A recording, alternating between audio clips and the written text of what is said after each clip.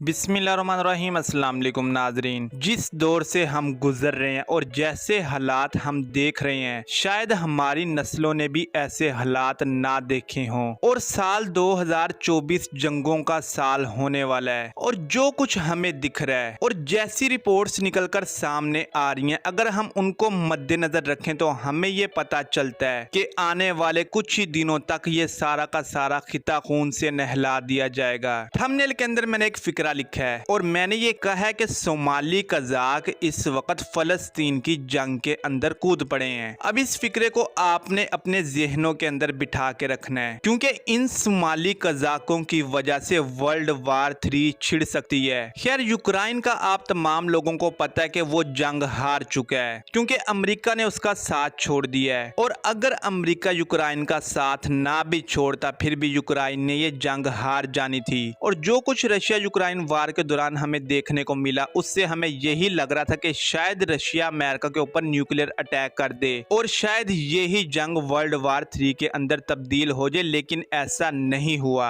और इसराइल ने फलस्तीनियों के ऊपर हमला कर दिया। और उसके बाद हमने जो मनाजिर देखे वो दिल दहला देने वाले थे। इसराइल फलस्तीन की जंग के अंदर कई मुमालिक कूद पड़े, कोई ओपनली इस जंग के अंदर हिस्सा ले रहा है और किसी की प्रॉक्सीज इस जंग के अंदर हिस्सा ले रही हैं। अब जो इसराइल ने ईरान का ब्रिगेडियर मारा है और ईरान ने कहा है कि हम इसराइल को इसका जवाब देंगे, ये भी बहुत अलार्मिंग सूरत हाल है। यानी ईरान भी इस जंग के अंदर कूदने वाला है और ये जंग हमारे मुल्क के दरवाजे के ऊपर आ खड़ी हुई है। इस जंग की वजह से पूरी दुनिया की ट्रेड खराब हो चुकी है और दुनिया के अंदर क्राइसिस शुरू हो चुके हैं, क्योंकि जंग की वजह से बहरी जहाजों को लंबे रूट इख्तियार करने पड़ रहे हैं और इस वजह से माल टाइम पे नहीं पहुंच पा रहा। और इन तमाम चीजों की वजह से अशिया की कीमतों में भी बहुत ज्यादा इजाफा हो रहा है। अब क्योंकि बहरी जहाज अपना रूट तब्दील कर रहे हैं, तो इसका फायदा सोमाली बहरी कज़ाक उठा रहे हैं। सोमाली बहरी कज़ाकों का कहना है कि हम चाहे चोर हैं, लेकिन हम इंसान हैं और इसराइल और उसके साथ जो मुल्क इस वक्त खड़े हुए हैं, वो इंसानों के साथ जो सलूक कर रहे हैं वो बर्दाश्त से बाहर है। और अब हम इस एरिया के अंदर से इनके बहरी जहाजों को गुजरने नहीं देंगे और हम इनको अगवा कर लेंगे। सोमालिया के मैप को अगर हम देखें तो हमें पता चलता है कि सोमालिया को दो तरफ से समुंदर लगता है। एक तरफ से इसको गल्फ ऑफ एडन लगता है और दूसरी तरफ से इसको इंडियन ओशन लगता है। गल्फ ऑफ एडन के अंदर से दुनिया की ज्यादातर ट्रेड की जाती है और यही समुंदर आगे जाके स्विस कैनाल से मिलता है। अब इन दोनों ही रूटों के ऊपर बहरी कज़ाकों की जानिब से सख्त पहरा दिया जा रहा है। अभी तक वैसे इन्होंने किसी शिप को अगवा नहीं किया,